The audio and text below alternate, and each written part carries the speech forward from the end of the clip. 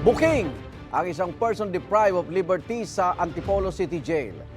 Nahulihan siya ng hinihinalang shabu at marijuana na nakatago sa kondom. Walang pahayag ang inmate. Yan ang unang balita ni EJ Gomez. Noong nakaraang taon lang na aresto at nakulong ang lalaking ito dahil umano sa pagtutulak ng ilegal na droga sa Antipolo City. Huli naman siya sa pagpupuslit naman ng hinihinalang shabu at marijuana sa kulungan. Sa investigasyon ng pulisya, dinala ang 41 anyos na lalaking PDL o Person Deprived of Liberty ng BJMP Antipolo sa isang klinik para sa kanyang dialysis kahapon. Doon daw nakuha ng sospek ang illegal na droga na binalot sa kondom. During the dialysis niya, may instruction na para may pre-arrange na sila na yung uupuan niya during the dialysis niya ay meron na pong nakakabit doon na illegal drugs.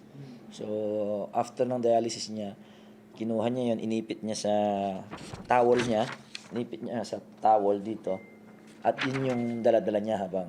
Pero inaasahan niya na hindi nag-check yung kanyang dala, kasi nga siya ay regular na nagpapa-dialysis. Nangkap ka pa ng sospek sa kanyang pagbalik sa BJMP facility, doon na nadiskubre ang itinatago niyang mga droga. Nakumpiska sa kanya ang mahigit 45 grams ng hinihinalang marijuana at mahigit 103 grams ng hinihinalang shabu. Nagkakahalaga ang mga ito ng mahigit 710,000 pesos. Inaalam pa ng pulisya kung sino ang naging katransaksyon ng sospek at kung may kasabwat ba siya sa loob ng klinik.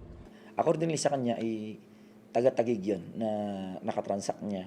At alamin pa namin, paano siya nakapag-transact? Isa siyang PDL nga. Ang possible dyan is ibenta niya sa loob din lang. Walang pahayag ang sospek na kasalukuyang nakadetain sa Antipolo City Jail. Ito ang unang balita.